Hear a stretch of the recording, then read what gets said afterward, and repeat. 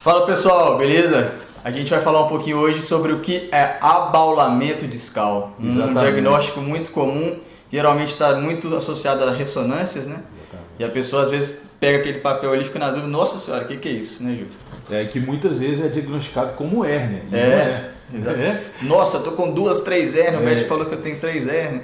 Que no contexto médico às vezes é até bom para assustar esse paciente que está fazendo alguma coisa de errado. Para mudar a rotina, não significa que também não deixa de ser uma estratégia. Mas enfim, hoje então a gente vai falar, né, Vitor, de abaulamento discal, que é um tema bem complexo e a gente tem bastante conteúdo aqui para poder estar contribuindo aí com essas dúvidas aí que é muito comum, tanto no consultório quanto na vida, né? Pô, tô com isso, Júlio, o que é que eu faço? Né? Você trata muita coluna lá e tal, como é que eu faço? Isso. Então, e principalmente também diferenciar isso. Abaulamento e hérnia é a mesma coisa? E está vindo disso sua dor? Só porque eu tenho um abaulamento eu tenho dor? Exatamente. E tem pessoas que têm dor e não tem... o exame não mostra nada, faz vários testes e não mostra nada. E aí, Vitor, assim como você, a gente já pegou vários casos aqui, né? De uma pessoa, que a gente até tem outros vídeos falando disso, mas interessante é o seguinte, tem pessoa que chega aqui, né, Vitor? Sem dor nenhuma, né? Com 3 hérnias e vida normal. E hérnia verdadeira. Hérnia real, com extrusa, né? Que a gente chama, ela até já herniou de verdade.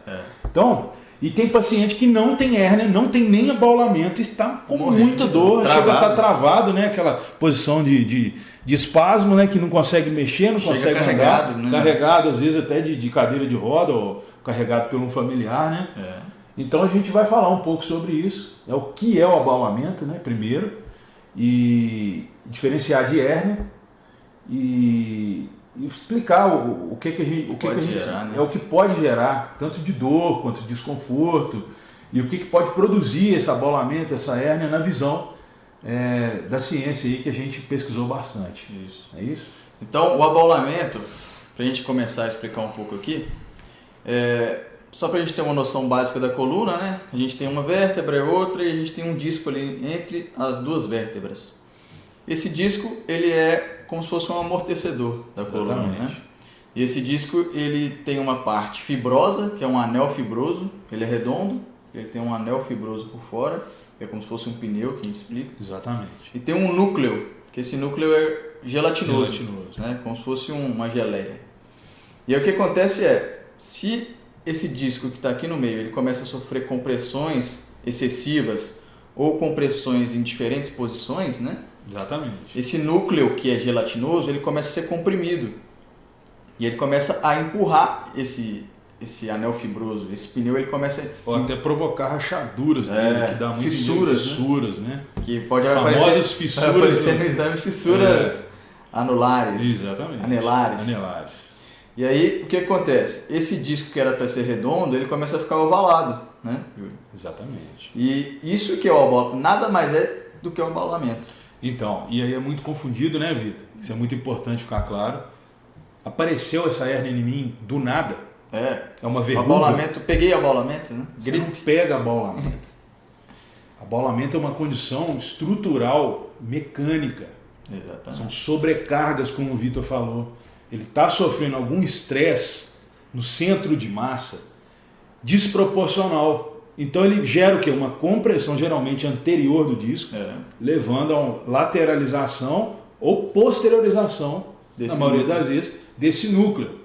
E aonde que passa a inervação dos membros inferiores e tal, ou pode ser cervical, membros superiores, é exatamente próximo aqui na região posterior do disco, atrás do disco, né? Então esse disco, como tende a posteriorizar, ele vai fazer o quê? Comprimir o nervo. Comprimindo o nervo é aquela dor irradiada. Tô com uma dor que vai até no cotovelo, tô com uma dor que vai até no joelho, até no pé. Depende do tanto de compressão, né, Vitor? Isso. Então, se não corrigir o centro de massa,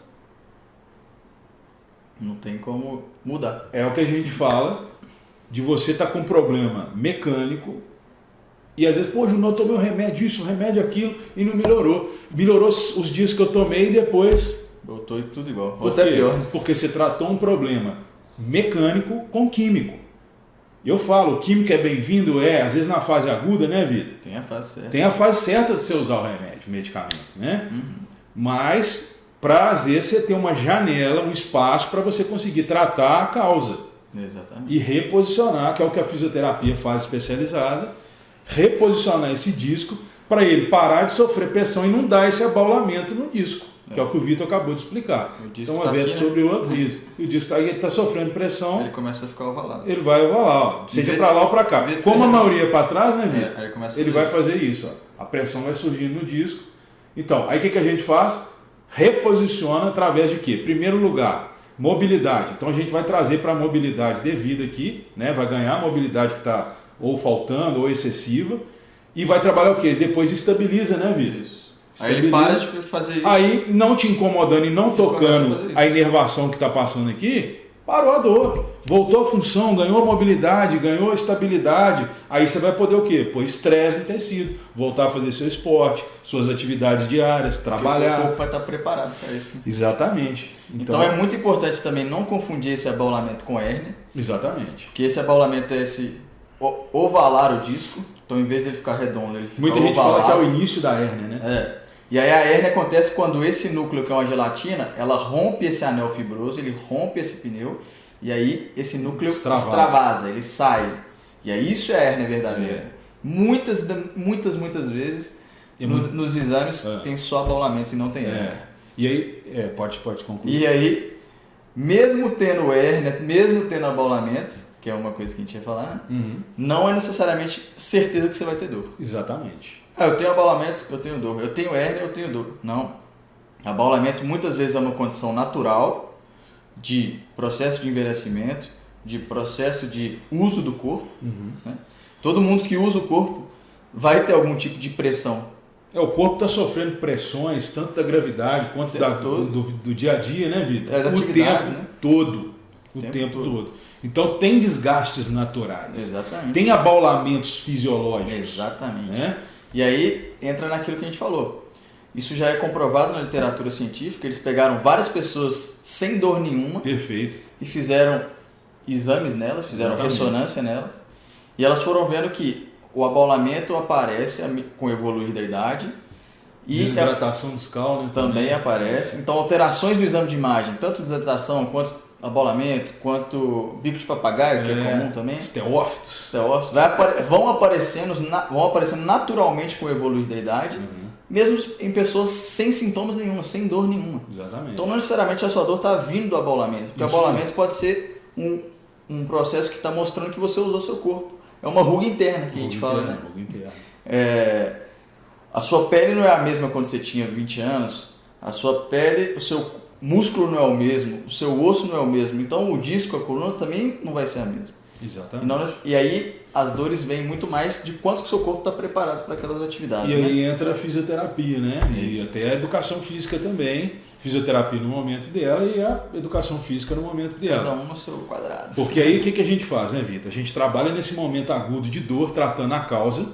Então, automaticamente, a gente mudando esse centro de massa, deixando esse disco numa posição onde a pressão é menor para deixar que ele fique abaulado, a gente entra num processo de estabilidade. Exatamente. E aí a gente vai aumentar a sua capacidade para as suas demandas.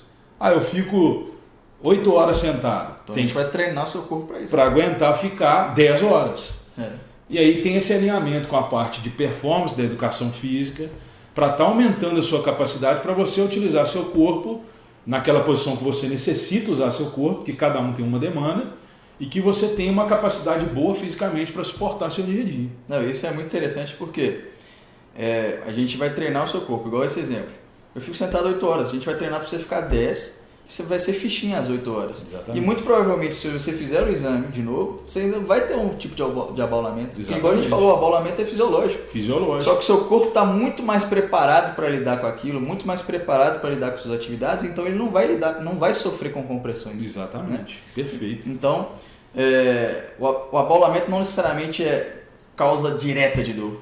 É muito mais a ver com o seu corpo estar preparado para fazer suas atividades, o quanto que ele está preparado ou o quanto que ele não está. Exatamente. Né? Porque esse abaulamento, como a gente falou, ele não é a causa muitas vezes. Ele pode ser uma consequência dessas pressões. Exatamente. Que sofre, né? E aí o abaulamento em si, tratar ele, tirar o abaulamento, não é o negócio. É preparar o corpo ao redor para que esse abolamento não te gere dor. Exatamente. Então o abolamento é uma consequência Isso. de pressões que sofrem no centro de massa da coluna. É isso. Perfeito? Aí. E aí, para mais informações também, a gente vai deixar nosso contato aqui, pode estar entrando em contato, mas a gente sempre recomenda, né? Procure um especialista para que você tenha um diagnóstico preciso, né? Informação de qualidade. Tratamento de qualidade. Procure saber o preparo do profissional que você está buscando, para que ele possa te dar um diagnóstico preciso e um tratamento adequado, né? Para aquele momento de dor que você está passando. Beleza? Então, um forte abraço a todos aí. Espero que essa dica ajude, né? A várias pessoas. Quem já reclamou com você ou falou que tem um diagnóstico que eu tenho hérnia. Que eu tenho hérnia. Lê lá se está escrito hérnia. Procura no exame. Procura no exame se está lá escrito.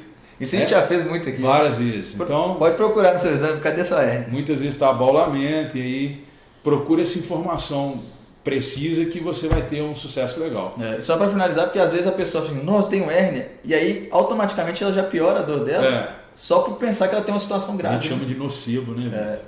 Uma informação ali errada no momento, eu tenho hérnia. Acabou. E aí pode juntar com questões externas, né? Psicossociais. A pessoa já está mal, e aí ela recebe esse diagnóstico, ela piora, sendo que esse diagnóstico às vezes é só um abolamento. E nem sempre vem daí. Exatamente. Como a gente já explicou. Então, espero que esse vídeo tenha ajudado vocês aí de alguma forma, explicar algumas coisas, desvendar alguns mitos. Né? E se você gostou, deixa o seu like aí pra gente e pode deixar qualquer comentário aqui embaixo que a gente responde também. É isso aí. Valeu. Obrigado.